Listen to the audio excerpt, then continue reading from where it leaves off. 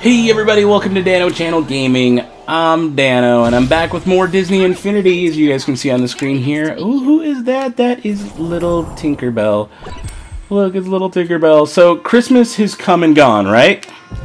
Some of you watched my our last Disney Infinity Christmas video, where Nathan and Presley had a visit from a special Christmas elf by the name of Snowballs.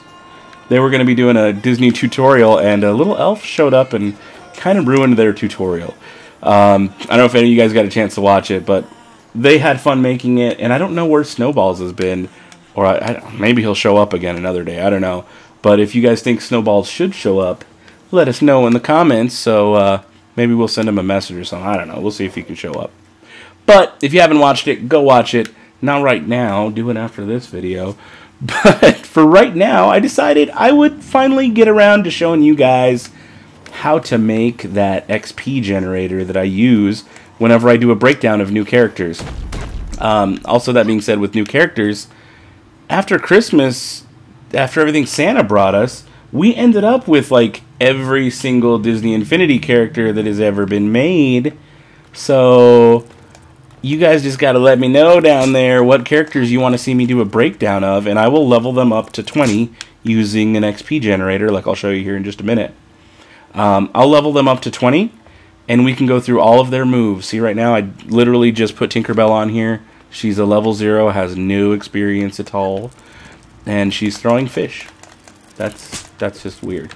A fish boomerang. These power discs are getting nuts. Ooh, there's another cool, it's a rare one. Aladdin's carpet. But either way, yeah, let us know which Disney Infinity figures you want to see, and we'll do. Either I'll do it, I'll have Nathan do it, we'll do a breakdown of all their moves and stuff. But for now, enough jibba-jabbering. Let me get on to showing you guys exactly how I make that XP generator. And I'm going to show you a couple different ways on how to do it. First, I'll show you the way I learned how. Like, I just kind of came up with it, and it's worked. But then I found that online someone else did a better version of it, and you've seen both versions in my previous videos. But the thing I like to start off with is a couple of switches. Where are my switches? Or buttons. There it is. Triggers. Okay, so triggers. I'm going to do... Let's do 6. So I'm going to do 1. And I like to do them right next to each other. 2. I'll do 9. How about that? 3. And I'll do 3 by 3. 4. 5. 6. 7. 8. 9. So I've got 9 different buttons set up. And what I'm going to do with these buttons is I'm going to basically turn them all into kill switches. But first... Actually, I'm not going to turn them into kill switches. That's a lie. It's been a while since I've done this. First, I'm gonna make them into enemy generators.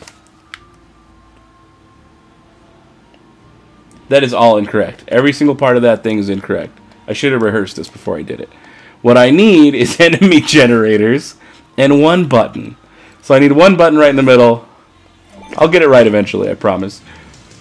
That's what I wanted. Enemy generators. See, I made the one, and that was it, and I totally forgot. But that's all you ever have to do is make a brand new toy box, make one of these things, like I'm doing right now. That's how you know I don't rehearse or plan these things. I just go. But, so I've got a button in the center. I've surrounded it right now with 8 different enemy generators. And what I'm going to do is I'm going to bust out, let's go into Spark mode. You can also do it with your magic wand if you want. And I'm going to go to the first one. Let's start at the top corner here just to make things easy. I'm going to hit my X button, the little gear down there in the corner. There it is, X, and it's going to let me make a logic connection. Now, the logic connections, if you're new to Disney Infinity, let you hook up toys to other things to make them function and do cool different things, and it can get a little bit overwhelming if you don't know what you're doing. So, there's also a locator connection, a team connection. There's a lot of stuff you can do. Today, I'm dealing with just logic. So, basically, what I'm going to do is it's going to send a message whenever an enemy is generated. And so what I'm going to do is when an enemy is defeated, it's going to send a message to this one. And what it's going to do, see, when the enemy on my first one gets defeated, it's going to make my second one spawn a new enemy. Now, one of the biggest enemies that I found so far that gives the most experience, so you can go boss enemy, random. I don't like to do random so much because it seems to mess with the system memory a little bit and it slows down. But I'm going to do Incredibles where is he? The tank Omnidroid. It's a big guy, huge one. And generally when you destroy those, they give out the most sparks. So I'm going to make it so that whenever the first one, top left corner up there, whenever an enemy that thing spawned gets defeated, it's going to spawn one on my second one. And then I'm going to repeat the process. So I'm going to highlight my second one, which I'm still at. I'm going to highlight it, and I'm going to say new logic connection. When an enemy is defeated, and I go to the right, I'm going to spawn the same thing. And I go to a tank Omnidroid. Cool, so now that one's connected. So when that one gets defeated, it's going to make one over here. It's basically just setting up a chain reaction all the way through. Let's do it again. New logic connection. When an enemy is defeated on this one, I'm going to drop down here, and I'm going to give you another Incredibles tank Omnidroid. So basically it's going to make a big, long machine gun trail of just, you know, a bunch of tank Omnidroids being destroyed and made and destroyed and destroyed and made. So let's do it again. Enemy defeated. And again, this is going to get a little repetitive, but that's kind of the nature of it. That's how this works. That's what it is. Incredibles, tank Omnidroid. I mean, you could sit there and you could try to defeat every single one of them.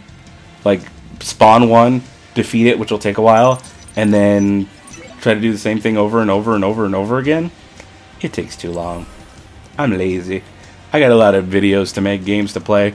I don't need to be wasting all my time doing that just so I can get all the cool attacks and all the features of each figure. So this is what I decided to do. Is like, there's got to be a way I can just make experience happen and just let it do its thing. There we go, enemy defeated. One more, you know, and I can just leave it, and I'll show you guys what I do. There's a little trick I do with the controller where the system doesn't turn off. And it's kind of nice. It makes things really easy. Alright, let's, one more. See, I'm talking too much. I'm not paying attention to what I'm doing. But I can't just sit here and not talk. It'd be really boring. Who wants to watch that? You guys are here for me! Right? You're here for me, right? You guys, you love me, don't you? I'm kidding. I'm just messing around. I like to get silly on my channel because I'm a big weirdo like that. So, new logic connection. Enemy defeated. I think I'm finally at the last one. Here goes. Last one. So, one more Incredibles. Tank Omnidroid. Okay, so now you're probably wondering, well, that's all great, but how do I get the first one to appear? What I'm going to do here is I go back to my switch right in the center, Mr. Button, switch, trigger, whatever you want to call it, and I hit the X button so I can get my gearbox. I'm going to make another logic connection. So when it's stepped on by, now this is something specific. You don't want to put any. If you pick any, then if any one of those monsters happens, like something happens, you knock the monster off the side there, and it could mess it up if they step on the trigger, because it could like never stop. So what I do is I make sure I put player. That way it's either you, player 1, 2, 3, or 4. If they step on it, then you're good. But if you happen to get a random enemy who steps on that switch and it keeps generating more, you could end up with a chain reaction that doesn't stop. So what I like to do is put any player, very specifically player, and then I go back up to my first one, hit my X button, and I'm going to make it spawn that character. So there's my tank Omnidroid. So now when I step on that center button, it's going to spawn the character there. Now it's not until that Omnidroid gets destroyed that it'll make the next one. When that one gets destroyed, it makes the next one. So on and so forth, the whole way down. So I can make the character now, but how am I going to kill it? That's where I go to a kill switch. So let's get out of spark mode. Let's find my little kill switch, that little cool triangle. There it is. For right now, just for the sake of it, I'm just going to put it off to the side. There's the kill switch. I'm going to jump back into spark mode. Again, you can do this with the magic wand. And I'm going to attach... Actually, I need one more thing before I get into that. Where's an area? I need like a big trigger area. And what's cool is how you can size the trigger area and make them bigger, smaller. And I'll show you how to do that here in just a second. It looks like a big, clear, orange box, I believe. Trigger area. Just didn't load. Cool. So I'm going to put it over the corner right here, trigger area. Is that the right way? How about I rotate it like that? And the reason I'm rotating it like that is because see those two little triangle pyramid things in the bottom corner, the top left corner and the bottom right corner? Those let you drag and size the trigger area to be taller, longer, wider, whatever. So I'm going to go back into spark mode, and I'm going to drop down here to my little trigger area. Maybe I could have done it better. There it is. See, look, now I'm highlighted the tiny little trigger area. I'm going to grab it, and I'm going to resize it to be just around my stuff there. See? Oh, went a little bigger, but that's fine. No big deal. Let's go back into Spark mode. There it is. Now I can see it. No, I don't need a ladder. I need to go back to my Creativity Toys. Silly system. Why does it do that? I just hit the set button. It all of a sudden jumps me back and I lose my whole spot. Now, one thing you can do if you don't want to like mess around through all of these little menus, and I'm sure most of you have figured this out by now, hopefully, is there's that little X button where you can add favorites. So I can mark the trigger area as a favorite. I can also mark the trigger as a favorite. And I can mark my, where's my little enemy generator, favorite. And last, kill switch, favorite. So then I can go to just my favorites, and there's all my items. I don't need to mess around with anything else. But now that I have my trigger area set, what I need to do is make sure that big orange trigger area destroys any enemy that is in there. So the second it gets spawned, it gets destroyed. Let's go back into Spark mode, and I am going to... I believe this is the way to do it, and I might be wrong. I might have to do it backwards. Defeated. Let's go up. There we go. Okay, so I think I did it backwards. Okay, I hit B. Let's get out of there. Let's do this one first. So now you go to the trigger area first. Again, I don't rehearse any of this. I just go. So, send message when entered. By who? This is important. If you hit player or you hit any, it's going to kill you when you're in that area, and that's no good. That's not going to work. So you have to make sure you hit AI, the automatic intelligence or automated intelligence, whatever you want to call it. The bad guys, all the enemies that you generate, the computer-controlled players, that's your AI. So you hit AI, and I'm going to hit any, because it doesn't matter. I'm not going to, for this toy box, I'm not going to be putting any friends or mounts or anything. It's just going to be enemies, but I'll still put any. And so, basically you're saying that whenever any enemy steps into this box, and then now it's left open, what? What does it do? And this is where you can hook it up to any toy, and I'm going to hook it up to my kill switch. There it is, kill switch. And I hit my button, X, and I'm going to defeat. That's it. Defeat them. So as soon as they're generated, they're defeated. And then sparks fly, and you can collect them. Now, one thing that I also like to do is I like to go and put up walls just around the outside, because it keeps everything neat. It keeps everything like in there, and you don't lose sparks, because if you do it without... Actually, you know what? Let me just show you. So I'm going to hit exit. Don't make me lose my spot. And I'm just going to jump on there. See, look at the game's kind of glitchy. I don't even know what that is. It's like a big melty thing just stuck right there in the middle. Either way, Tinkerbell, I like how she prances. Prancing, prancing, prancing. Throwing fish and prancing. But I like how she jumps like that. So this is what I'm going to do. I'm going to jump right in the center, and sparks are going to go flying everywhere. You ready? Well, there's one. There it goes, number 2. Sometimes it takes a little while to think. There's number 3. Here goes number 4. There's 5. So you can see how the sparks are kind of flying everywhere? They're going. They're going. And then it basically is just a chain reaction. But now if you want to collect all the sparks, you got to run around. And you got to go collect them. And it's kind of a pain in the butt. You know, I mean, she's prancing around. Yeah. But I wish I could just get the sparks a lot easier. So what I usually do is I'll go back in here, and I'll put up at least a wall.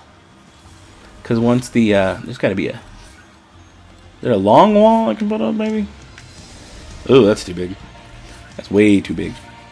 I don't want something like that. I want like a smaller, little, flat, short wall. There's got to be one over here somewhere. Don't even...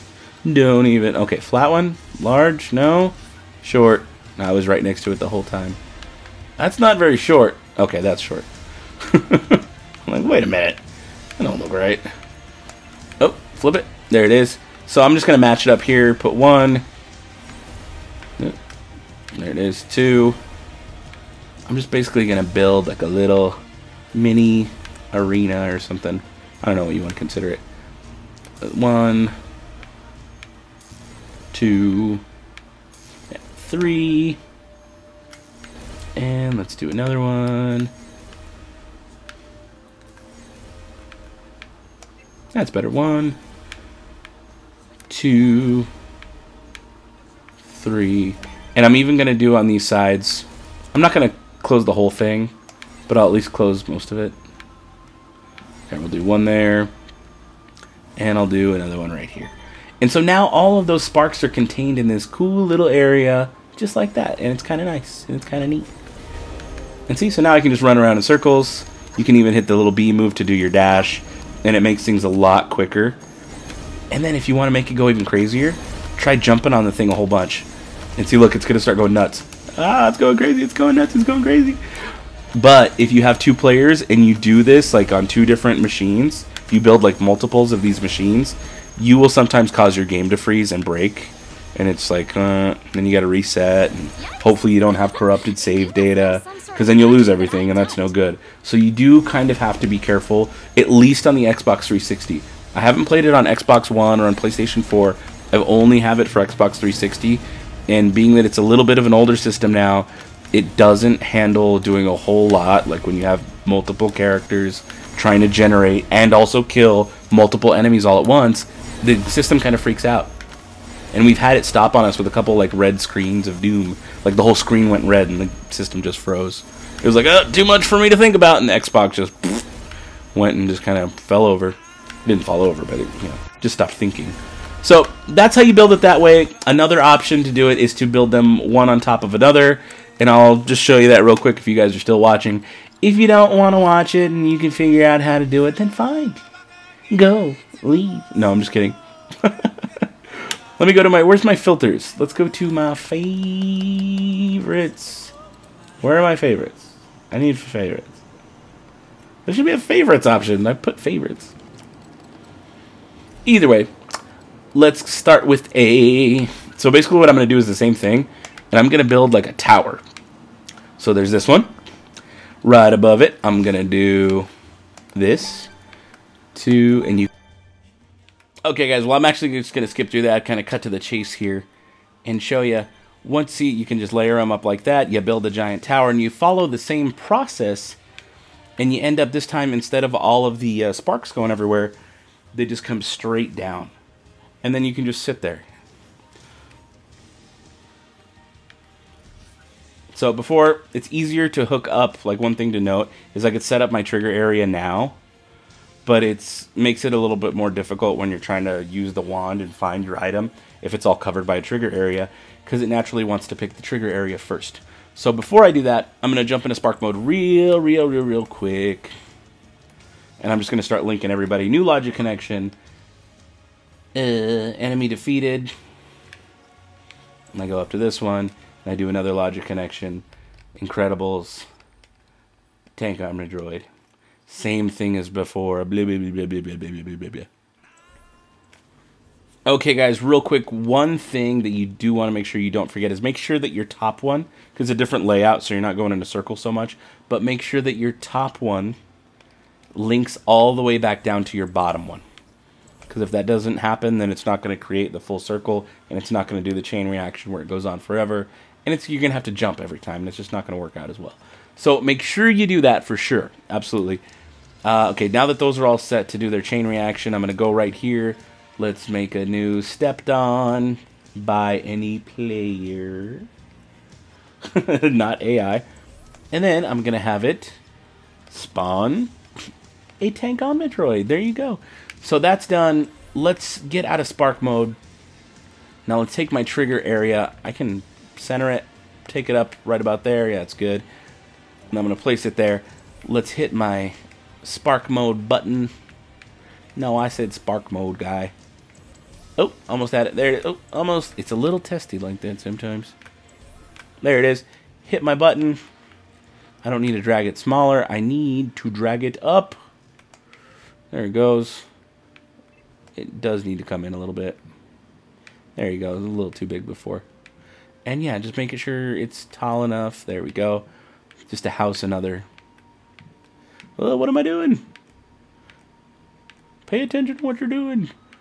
I thought I dragged it down. Okay, maybe I'll get it eventually. That looks good. I'm okay with that. Place it. We good. We happy. Now, oh, I didn't mean to step on it, because now that's not what I wanted.